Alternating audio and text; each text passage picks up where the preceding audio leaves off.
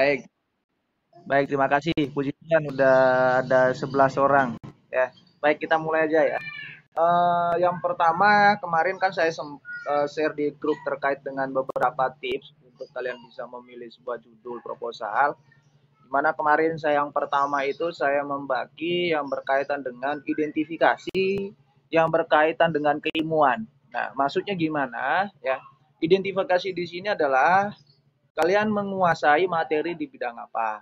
Misalnya ada yang menguasai di sistem informasi akuntansi, terus ada yang menguasai pajak, atau ada juga yang menguasai yang berkaitan dengan sektor publik, dan lain-lain. Nah, jika kalian sudah bisa mengidentifikasi kekuatan kalian di mana, itu artinya kalian bisa membuat sebuah judul proposal yang mudah ya. Karena apa?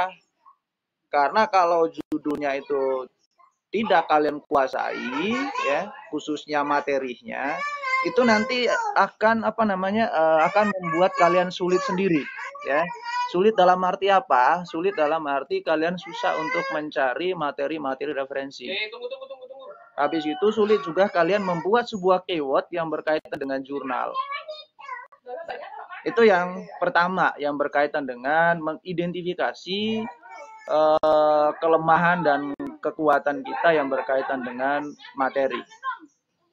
Nah, yang kedua kemarin saya sempat juga share yang berkaitan dengan identifikasi fenomena, ya, fenomena yang ada di tempat kerja gitu kan ya.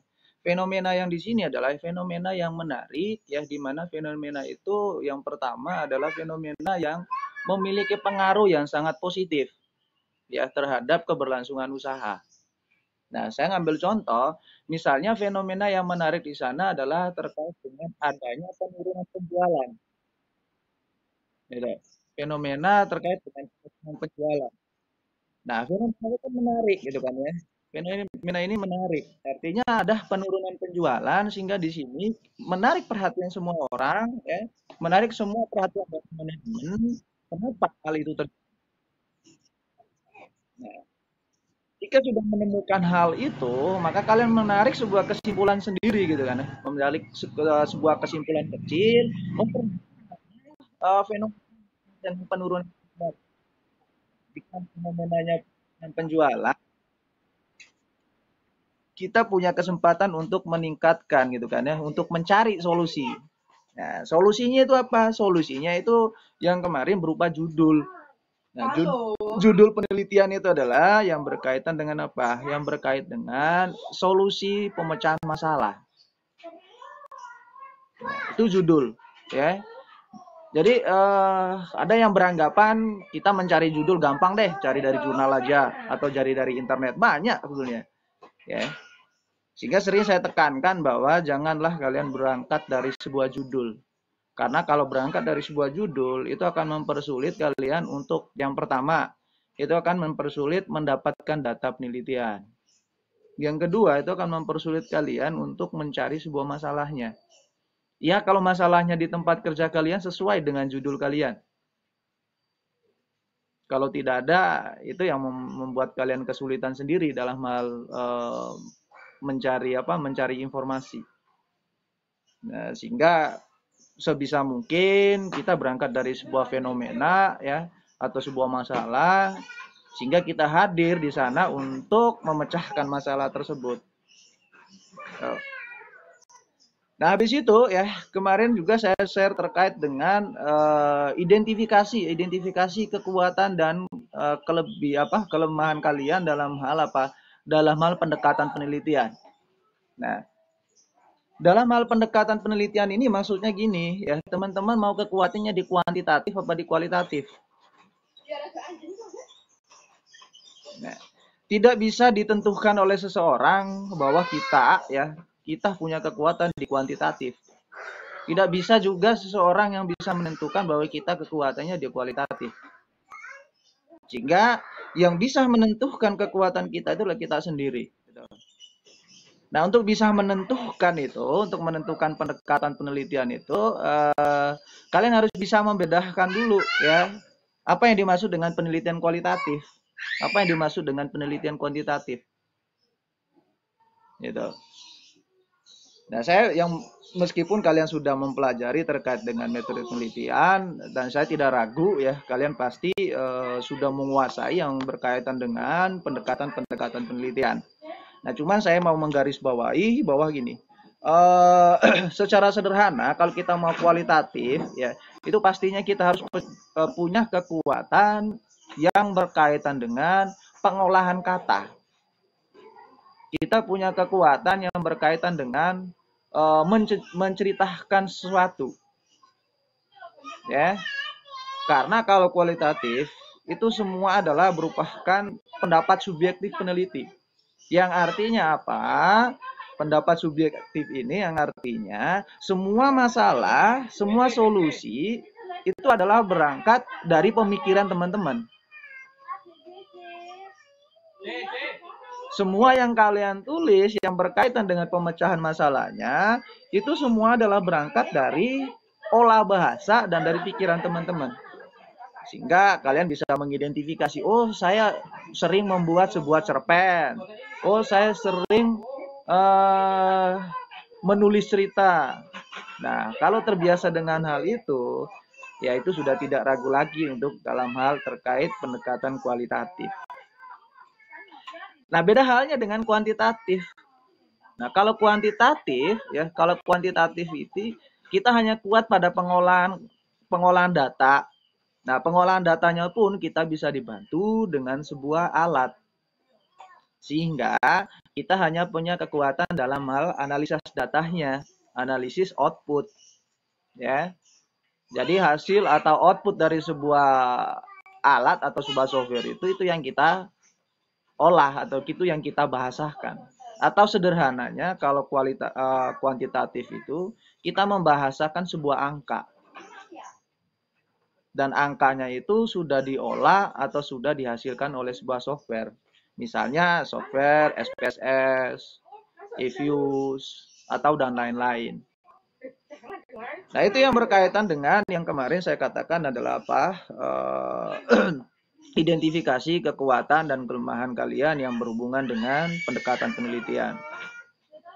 Dan satu lagi yang perlu saya sampaikan kepada teman-teman ya, dari sekian yang saya sampaikan yang berkaitan dengan materi yang kalian kuasai, fenomenanya, habis itu kesimpulan atau buat judul sederhana, ya. Setelah itu tips berikutnya adalah kalian cari referensi atau cari jurnal yang mengarah ke judul yang kalian bentuk. Nah, sehingga nanti judul-judul yang dari internet itu atau judul-judul yang kalian temukan itu hanya untuk menyempurnakan ya dari judul yang sudah kalian bentuk. Ya, misalnya oh kurang ininya, kurang kata ininya, kurang ininya. Ya, bukan 100% berangkat semua dari judul. Nah, itu yang repot. Ya. Yang akan nanti membuat kalian kesulitan sendiri. Itulah dari 6 ya tips yang pernah saya bagikan kemarin ya, pembahasannya seperti itu. Nanti untuk masalah yang lain-lain yang berkaitan dengan referensi apa namanya untuk citasi, habis itu draft terkait dengan bagaimana penulisan, penomoran dan lain-lainnya. Nanti saya buka kelas sendiri lagi yang terkait dengan masalah itu. Saya akan membuatkan sebuah workshop terkait dengan draft proposal. Nah, itu yang perlu saya jelaskan teman-teman ya. Dan yang perlu saya tekankan lagi adalah berusahalah untuk tidak berangkat dari sebuah judul yang banyak sekali kalian temukan. Ya, tapi berusahalah berangkat dari sebuah fenomena. Fenomena itu kalian kaitkan atau kalian sinkronkan dengan judul-judul yang ada di internet. Nah, dan yang terakhir lagi yang perlu saya sampaikan, janganlah membuat sebuah judul yang menarik tapi kalian tidak kuasai. Ya, judul menarik, oke, gitu ya. Tapi pas gitu kalian mau menyusun, ya, pas kalian menyusun proposal, kalian kesulitan dalam mencari sebuah referensi. Mulai dari referensi buku, referensi jurnal, itu akan kesulitan. Ya, judul menarik gitu kan. Sehingga harapan saya kalian benar-benar yang pertama dulu deh ya, kalian benar-benar identifikasi kekuatan kalian apa gitu. Jangan membuat sebuah judul yang membuat kalian jebak, gitu kan ya. Menjebak sendiri gitu kan ya. Menjebak sendiri dalam artian apa? Kalian susah untuk mendapatkan datanya. Kalian susah untuk melakukan penelitian.